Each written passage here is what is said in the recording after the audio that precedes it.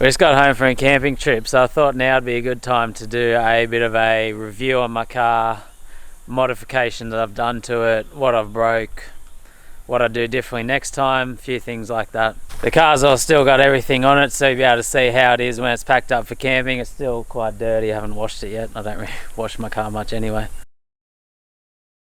Firstly, the car is a Nissan Navara NP300 or D23.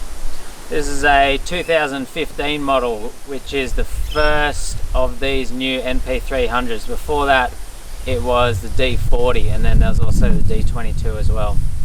Mine is a 6-speed manual. It's a 2.3 litre single turbo diesel. Mine is the base model, the RX. If you go to the mid-range or the high-range model, then they're a twin turbo. It is solid axle rear and independent front suspension. It has drum brakes at the rear and disc brakes at the front. It has coil springs all around, which is different from most other utes. Most other utes are leaf springs in the rear. This is coil springs in the rear, this one. So you do get quite a lot of flex in the rear with those coil springs and the solid axle, whereas in the front you don't get much flex at all in the front end. I've had this car a little over 3 years now, 3 years and 2 months maybe, and it's got about 86,000 Ks on it. Done a lot of off-roading on it, a lot of trips, so it's definitely gone through everything that a four-wheel drive needs to go through to see what it's like. My car doesn't really have a heap of modifications done to it. I kept it pretty basic. This is the first proper four-wheel drive I've had where I've got into off-roading and camping and everything. So I didn't really do everything perfect from the start. I didn't really know exactly what I was doing. I just kind of made things up as I went. But I spent about 10 to 12 grand on this car, and then I just said, nah, I'm not spending any more. There's more things I do want to do to it, but I'm just gonna leave it. I think I'm just gonna use this car for what it is and run it down. Next car, I'll be able to do it up better how I want. Okay, modifications. We'll start with the bull bar work first. So we got the X-Rocks bull bar. It's a Outback Accessories Australia. So they're a Western Australia company. They make over in Western Australia and then they ship them around Australia. This is their X-Rocks bull bar, and I got the X-Rocks rock sliders, and then I also have X-Rocks underbody bash plates as well. Bash plates are really strong. I can't remember if they're 3 or 4 mil, but they're really strong. They've copped the beating and they've hardly budged at all. Same thing with the bull bar, very strong. It's more like your competition style bull bar, so more your tubing rather than a full bull bar, which means you're not going to get as much protection, but you got a lot better approach angle, and it's also lighter, and I just like the look of it as well. So you won't get as much protection because you don't have the hoops around the sides in the event of an animal strike or something. That's never happened to me, but very strong. I've knocked it into rocks and trees and various things. It's never moved. Now the rock sliders are really strong as well. All this bar work I have is really strong, but I would definitely get the bull bar and bash plates again, but I probably wouldn't get the rock sliders again. The main reason being that they're too tucked into the car, which may suit you, but not so much for me. The two problems I had to have with that is the first one is you can't use it as a step at all, which I know they're not a side step, they're a rock slider, but others that stick out more you can step on it, these you can't. And then the other problem is they're too streamlined to the car, so they just don't offer as much protection. They don't come out as far. So if you're knocking into something, you don't have as much protection there. And I got that dent in the rear door there where it slid into a rock. If they stuck out more, I think they would have saved it. I'll show you on Dad's car. His ones are from Southern Cross Fabworks, a fabrication company in Australia. And I'd seen them after I got mine, and I recommended to him for him to get them, and they look really good. They stick out more, you can use them as a step, they offer better protection. So that's just my opinion in relation to the sliders, but they are very strong. They've been smashed numerous times. It puts dents in them, but the whole thing has never moved. It's stayed exactly where it's meant to be. You can see here, these are the ones on Dad's car, which are the Southern Cross fabrication ones, and you can stand on them. You can get a foot on them. You can stand on them, whereas mine you can't. So if you want to get up on the roof or something, you can hop up on them, and they just provide that further out, so that more protection on the side of the car, which I would definitely go for that next time. Mounted on the bull bar, Ironman winch, 9,500 pound winch with synthetic rope. Very good winch. I've never had a problem with it. It's always worked really well. I've only ever done single line pulls. I've never had to do a double line pull. It's got me out of every situation. I've used it 50, 60 times now. I don't know, a lot of times.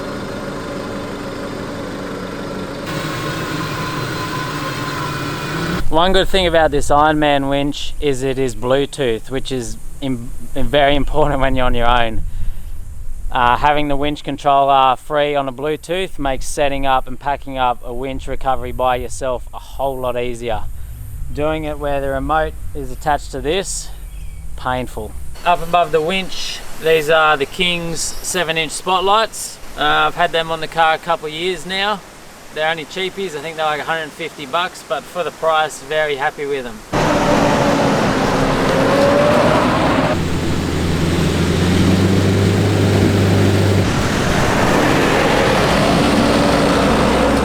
They put out lots of light and they've always worked well.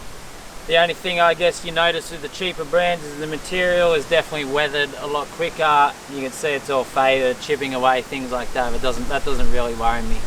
I'd rather have these over really expensive ones. You know, if you look like ARB ones are saying they're nearly $1,000, and then if you smash them on whatever, an animal strike or knock them into a tree or something, you smash these, not going to be the end of the world. I wouldn't want to smash $1,000 spotlights or have them stolen or who knows what. Very happy with these. I'd recommend them for the price. Next up, suspension and tyres. So I've only got a small lift on it. It's only a little bit over an inch. It's a 30mm Tough Dog lift. 4 new coil springs and 4 new shocks/struts. So in the front you got coils over your shocks, and then in the rear you got your coils and your struts separately. 30mm lift, that'll lift your body up, so that'll lift the suspension up, which will allow you to fit the bigger tyres. With the NP300s, if you fit accessories to the front like a bull bar, then you have to get new suspension in the front. You don't have to redo the whole thing, but you must get new springs according to the manufacturer's guide, according to the dealership and that. If you fit a bull bar, then the original will not take the load, it will sag too much. Lift and tyres is a big question you get.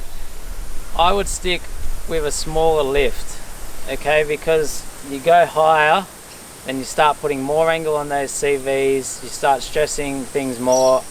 You need, you go higher than your 2-inch, you need new upper control arms, you need a front diff drop, you need all those different things. I've found that I stick with a small lift and then just medium off-road size tyres, and you don't have that problem with breaking things. It's not illegal, so when it comes to warranties, insurance and getting defected by the police, and it's taken me everywhere I need to go. Tough Dog 30mm lift, very happy with that. Had that on the car coming up 3 years now, never had a problem with it. Plenty of flex, very strong, and pretty nice ride off road. I haven't had other suspensions to compare it to, so it's a bit hard, but very happy with it generally. The tyres are a 265/75 on a 16-inch rim, which is a little bit under a 32-inch tyre in your old sizing. They're on a steel rim, maybe, I can't remember, I think it's a Sunraysia steel rim, 16-inch rim, and the offset, I think it's a -22 offset, means it stick, or is it -44? Can't remember, but the offset means they stick out quite a bit. The reason I went that was because that was when I first got these, only a new car, was very limited on what I could get, and with the steel that was all I could get, ones with a offset that made them stick out quite a fair way.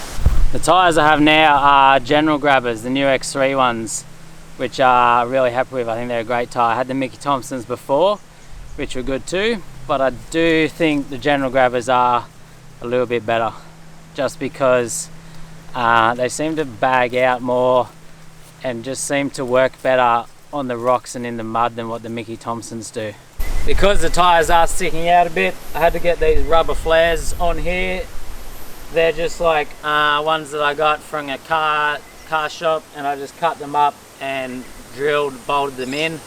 You can get proper ones from the dealership and that, but the ones from the dealership were like $1,000 for your four, which is ridiculous. So I think I paid $150 for all this rubber and bolts and everything to get these bolted on. I just cut them to size myself and drilled them up in there. So with your lift and tyres, that would be my recommendation. I know bigger looks better and does have its benefits, but for me, 30mm lift, a little bit under 32-inch tyre. I think that is the biggest, technically the biggest size tyre you can go without having to get it engineered. And with all the laws they got these days, your last thing you want to do is go looking for more problems.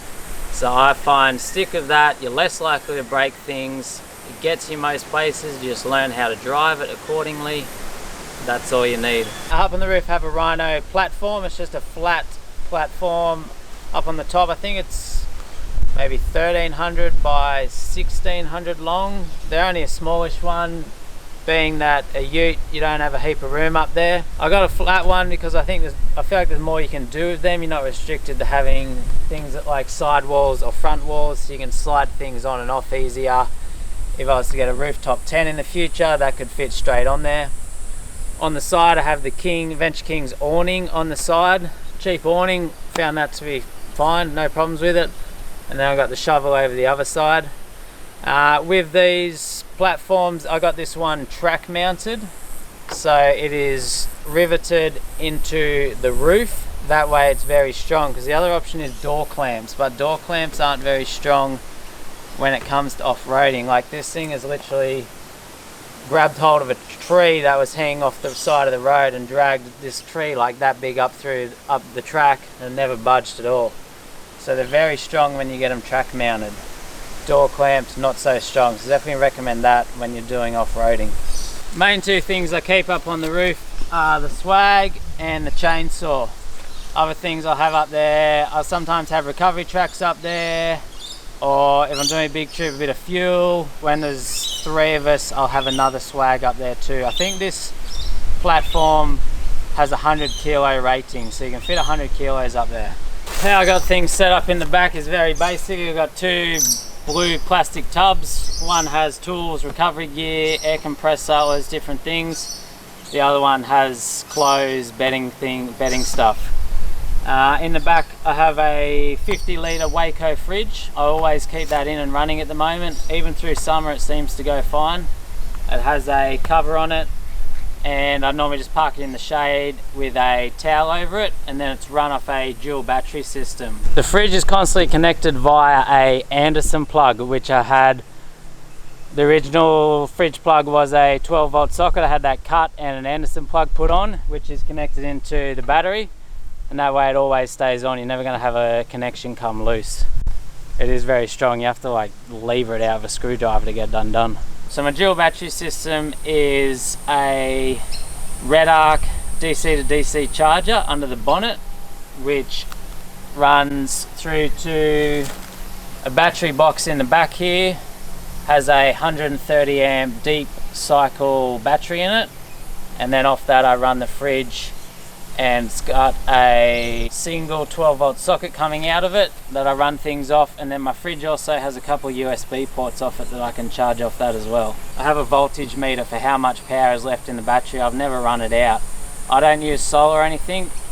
I'm never at a camp more than a night or two, and this is always enough. I've always kept me going, and I've never even got close to running out of power. 130 deep cycle battery seems to give out a lot of power. Clothing, bedding, tools, recovery gear, air compressor, all my cutlery, kitchen stuff in here, 30 litres of water there, fridge, chairs in the middle. It's all very basic. There's no like fancy setups here. Actually, the other thing I'll say, I was talking before about tyre size. I have 265 by 755 on an R16 rim. That will still fit the spare there. If you go any bigger than that, you cannot fit. That's pretty much maxed out where you can fit the spare. So if you go bigger than that, you're gonna have to find somewhere else to put your tyre, which is a pain. That's a nice good spot to have the spare tyre. So that's another reason why you stay with no bigger than this tyre size. On the back here, I have this checker plate that I had made up. I smashed the factory rear bar off just through departure angles. You're constantly knocking it. I just eventually fully got smashed off. Now I did think about getting a proper rear bar, you know, like a steel one that can be a tow bar as well. They're normally over $1,000 for them. I didn't want to spend that much money. I never tow anything. So I just had this checker plate made up at an engineering shop. They just cut it up and fitted it on for me. It only cost me a couple $100. I think it looks good. That was a lot easier than going a full rear bar. Snorkel is a TJM AirTech snorkel. Big disaster with this at the start, but when I first had it put on, they didn't put it on properly. Okay, so they didn't seal it tight. Two things they did wrong. First thing is the airbox has little holes in the bottom. They did not seal them so the water could come up through them. And secondly, they did it with silicone, just your average silicone. They should do it, they're meant to do, I think it's with marine ply Sikaflex or some sort of really strong whatever. They did not do a good job. It broke at the seal within like a week of having it. I didn't know. And that was and I was out on Killingworth Loop out the back of Newcastle on a rainy day going through mud, like water. There was a lot of water out there, and went through one. The car stalled, shut off, and got out, opened up the airbox, full of water. That was the only time this car has not got me home, when I sent water into the airbox and down to the engine. So I had to get towed out of there. Now, very lucky for me, that did not do any permanent damage. I had it down there in Newcastle about 2 weeks of dealership before they had a chance to look at it. But that it has a sensor on the other side of the airbox, so as soon as that detects water, it shuts everything off. So the engine not turning, and you're not trying to send water where water shouldn't be, and so the engine is trying to compress water instead of air, and then things bend and break. But it shut off before that happened, which was very lucky. So they had water like in the intercooler pipes through, I can't remember now, but they were able to flush the whole thing out and there was no damage done. It just had muddy water through some things, obviously a new air filter, a couple of different things like that. But that's one thing with getting a snorkel, make sure it is 100% sealed. That's always another worry with these modern cars and electronics, is going through water.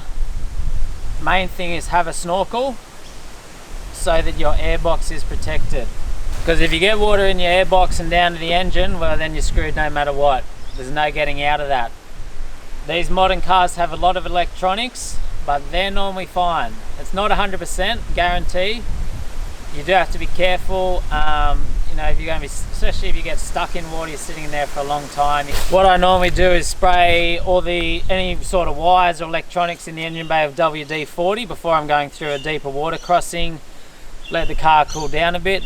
This car has factory diff breathers that do go quite high already. The front one goes up into the engine bay and the rear one comes up above the tub. So I haven't actually done anything with them. But I've had water over the bonnet in this thing countless times. I've never had an issue with water. Only time was when that snorkel was not sealed properly. This car's been through a lot of deep water crossings, like on Fraser Island, it was nearly up to the snorkel head. A lot of mud, water over the bonnet. It's never been a problem with the electronics. Diesels are good with water. Not 100% guarantee. I know people do have problems with their electronics, but good with a diesel. Petrol, that's different.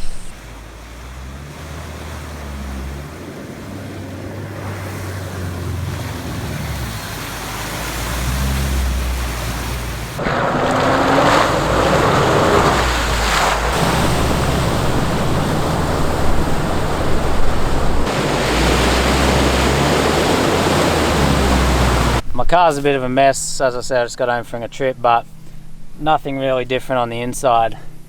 VMS I use for navigation, I just put that up when I'm away. It doesn't live there permanently. And then everything else is the same. I got a switch there for the spotlights on and off. And that's the only really modifications inside the car.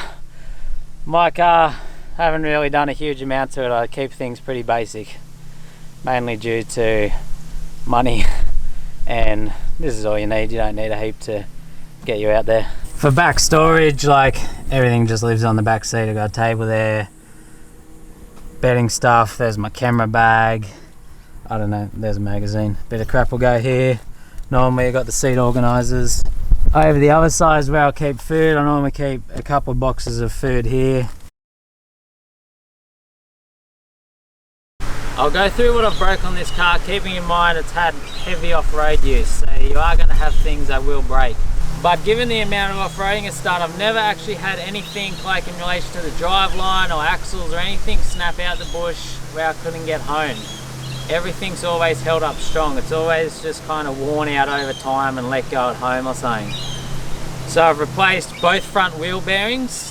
One just fully collapsed on the road one day. It sounded like the front end just fell to pieces on the car. Obviously all the bearings and everything in there just let go, and that sounded horrendous, but still able to keep driving. I drove it to the mechanics, they put a new one in.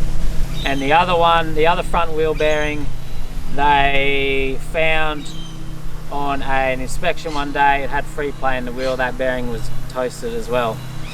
I've replaced one front CV, that had a bit of free play in it, so they replaced it. I've had the whole steering rack replaced, because a steering rack end had free play in it, and they did the whole thing because they did it under warranty. But they said under warranty they just do the whole thing, they don't do a rack end for you, they just did the whole thing. And that's the good thing about I've had all this stuff done under warranty. Both front wheel bearings done under warranty, CV done under warranty, steering rack done under warranty. I've had the boost solenoid let go twice, which is from mud and water, they say. They replaced that under warranty both times. But now they've put it in a new position. The old position, a lot of people were having problems where the boost solenoid was. It was too exposed. They've changed that. They've got a new idea for it. So they say they shouldn't break again, but we'll wait and see. I've had a few intercooler hoses replaced under warranty. Intercooler hoses have come loose and started to leak. Had a few issues there. Intercooler hoses, so I have had a few intercooler hoses replaced. They were done under warranty.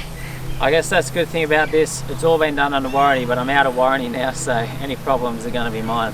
ABS sensors, that's a little bit of a painful thing on this car. The ABS sensors, which are on all four wheels, are very exposed, and I've broken a couple just through sticks hitting them off-road.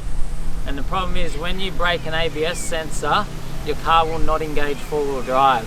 If you're in four-wheel drive, it will stay in four-wheel drive.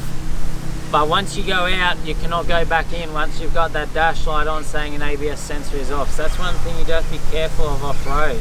Because if you do one and then take it out, you won't be able to get back in. I did two of them when I first had this car, and I haven't done one for like 2 years now. But yeah, those ABS sensors are a bit painful, they're very exposed. Other than that, I've just had a few little bits and pieces let go. A rear, I think it was a rear control arm.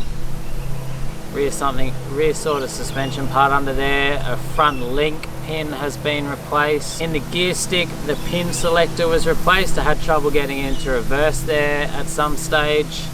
Definitely been a few little bits and pieces let go, but this car's always got me home. It's all been replaced under warranty, and like those wheel bearings, front CV, it's just stuff you're going to have to cop when you're doing regular off-roading. That steering rack, you're going to damage things. They're not going to have the same life they normally would. But with modifications to this car, I definitely do things differently next time. I didn't know too much at the start. I don't know, just my personal opinion, but I've tried to do it better with Dad's car. I don't have like a fuel filter or a oil catch can. I'd definitely get them first up on the next car. You know, first mods I'd do would probably be like your diff breathers, gearbox, transfer case breathers. I'd get a fuel filter, an oil catch can and a snorkel. I'd probably get all that real protective stuff done first, and then I'd look at more your other modifications. I think that's sort of gone through most things. Overall, very happy with this car, would highly recommend. I think it's a great car off-road, very tough, providing you drive it accordingly. Remembering it's independent front suspension, it is weaker at the front. Don't drive it like you would a solid axle Patrol or Land Cruiser, because you will break it, just like with any modern ute. And they're not as strong. Drive them more sensibly, more accordingly. I don't have lockers. Maybe get them in the future, maybe on the next car, I don't know, they're a lot of money. As you can see, it's pretty beaten up now. It's got an insane amount of scratches on it, dents. This dent here was when a stick flicked up, like a thick stick, and whacked the back there. Slid it into a rock there. There's a dent in the back there where I reversed into a tree. A lot of it's on the passenger side because it's more my blind side. I often don't have anyone guiding me, so I've protect what I can see over there better, and then this side kind of doesn't get as much attention.